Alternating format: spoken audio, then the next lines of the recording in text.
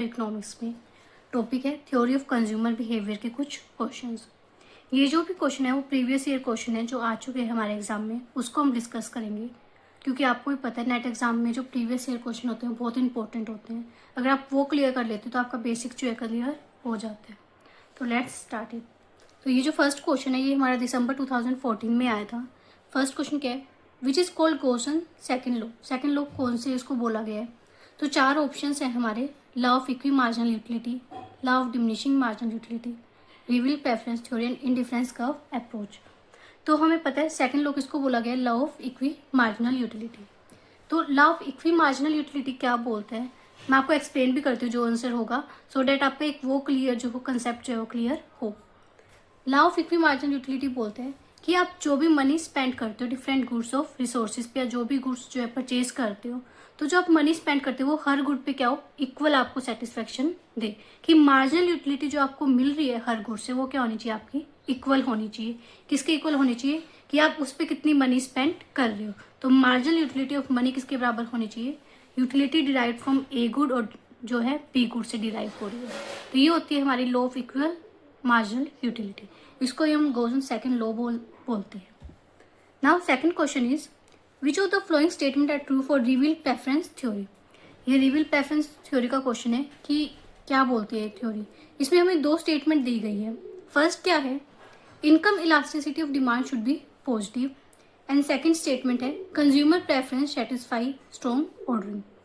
तो इसमें हमें ये ऑप्शन दे रखे हैं कि दोनों स्टेटमेंट ट्रू है या कोई भी नहीं है, एक है या दो है।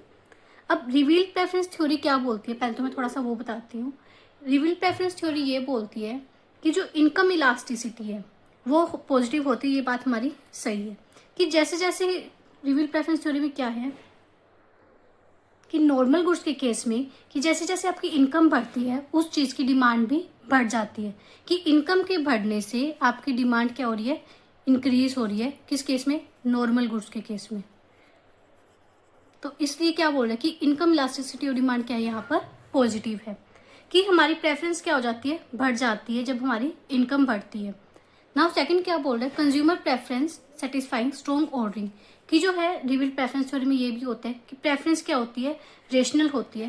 लाइक ए गुड को प्रेफर कर रहे हैं बी गुड के ओवर पे, और बी गुड को प्रेफर कर रहे हैं हम सी पे।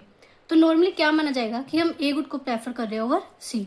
तो ये क्या होगा, एक ऑर्डरिंग होगी कि हम किसको ज्यादा प्रेफर कर रहे हैं। तो इसलिए यहाँ पर ये दोनों स्टेटमेंट क्या है, ट्रू है। नाउ थर्ड क्वेश्चन है, demand for food stuff is income in elastic.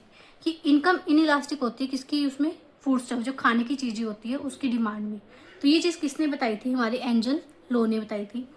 Angels लो क्या है कि हमारी जैसे जैसे इनकम बढ़ती है गुड्स की डिमांड बढ़ती है, बट उस प्रोपोर्शन में नहीं बढ़ती है। यानी कि जो हम पैसा खर्च करते हैं ना गुड्स पे वो तो बढ़ता है, बट उस इनकम के प्रोपोर्शन में जो है वो फूड की डिमांड नहीं बढ़ती है। यानी कि इनकम बढ़ती है, फूड की डिमांड उतनी नहीं बढ़ती है, वो घटती है। तो इसलिए इसको क्या बोला है, इनकम इन इलास्टिक। तो ये था हमारा एंजल्स लॉ, ये जून 2015 में आया हुआ है। फोर्थ क्वेश्चन है हमारा, given paradox occur when income effect is. कि गिवन पैराडॉक्स कब होता है, सबसे इंपॉर्टेंट इफेक्ट है, आपको भी पता होगा अगर इकोनॉमिक्स पढ़ रहे हो तो गिवन पैराडॉक्स क्वेश्चन एक आता ही आता है कि गिवन पैराडॉक्स कब होता है, जब इनकम इफेक्ट क्या हो, हमारा नेगेटिव हो और सब्स्टिट्यूशन इफेक्ट से ज्यादा हो। इनकम इफेक्ट नेगेटिव का मतलब क्या है कि जब इनकम बढ़ रही है तो एक तरीके से डिमांड हमारी कम हो रही है, तो यहाँ पर क्या है, नेगेटिव रिलेशन है। और सब्स्टिट्यूशन इफेक्ट का मतलब क्या है कि जो दूसरा प्रोडक्ट है रिलेटिव गुड के प्राइस में हम देखते हैं। आई होप ये क्लियर हुआ होगा ना। फिफ्थ क्वेश्चन है हमारा, विच of the following is an inferior good. कि इनमें से कौन सा हमारा इंफीरियर गुड है, कैरोसिन, कुकिंग गैस, इलेक्ट्रिसिटी और केमिकल फर्टिलाइजर्स। इंफीरियर गुड्स का भी नॉर्मल यही होता है कि आपकी जब इनकम बढ़ती है तो डिमांड उस प्रोडक्ट की कम हो जाती है। तो यहाँ पर कैरोसिन जो है वो इंफीरियर गुड है, क्योंकि जैसे जैसे हमारी इनकम बढ़ेगी हम जो है वो एक क्लीनर जो रिसोर्सेज पे शिफ्ट करने लग जाएंगे। कुकिंग गैस जो एक क्लीन रिसोर्सेज होते हैं ना उस पर शिफ्ट करेंगे। तो कैरोसिन क्या है, इसको हम अवॉइड करेंगे जैसे हमारी इनकम बढ़ेगी। सिक्स्थ क्वेश्चन है, हमें मैच करना है कि कुछ हमें अप्रोच दे रखी है और किसने ये अप्रोच दी है उससे बताना है। Like cardinal approach, indifference curve दे रखी है, रिवील प्रेफरेंस अप्रोच और non utility theory of risk choices. तो हमें पता है ये हमारी कि कार्डिनल अप्रोच किसने दी है, अल्फ्रेड मार्शल ने। तो ए जो हो गया हमारा सेकंड से लिंक हो गया। इंडिफरेंस कर्व किसने दिया है, हिक्स ने दिया है। रिवील प्रेफरेंस अप्रोच सैमुअल्सन ने दिया है।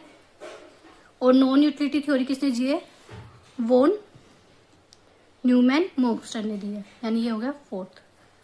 तो ए का जो सेकंड है वो हमारा यहाँ है और बी का जो है हमारा सेकंड है। ए का सेकंड हो गया और बी का जो है यहाँ पर थर्ड हो गया और सी का जो है रिवील प्रेफरेंस का है हमारा फर्स्ट। तो ए जो इसका आंसर हो गया। Okay, now seventh question, for the demand function, demand किसका प्राइस फंक्शन है, प्राइस का है, और सप्लाई फंक्शन भी प्राइस का है। तो क्वेश्चन क्या है कि excess demand brings out market equilibrium, कि सिचुएशन क्या है कि डिमांड क्या है, एक्सेस है सप्लाई से। ओके, तो उस केस में क्या होगा कि जो हमारी इलास्टिसिटी होती है प्राइस के कंपैरिजन में वो क्या होगी, लेस देन 0 होगी। ओके, 8th क्वेश्चन अब, in the context of straight line demand curve touching both the axis, यानी कि हमारी जो डिमांड कर्व है वो दोनों एक्सिस को टच कर रही है। विच of the following is correct. अब ये क्वेश्चन क्या है, डिमांड इज इलास्टिक किस केस में होगी, मिड पॉइंट के, जैसे इसका मिड पॉइंट है, इसके नीचे होगी इलास्टिक या इसके ऊपर होगी। तो हमें पता है कि यहाँ पर हमारी इलास्टिसिटी क्या होती है, 1 होती है, यूनिटरी इलास्टिक होती है।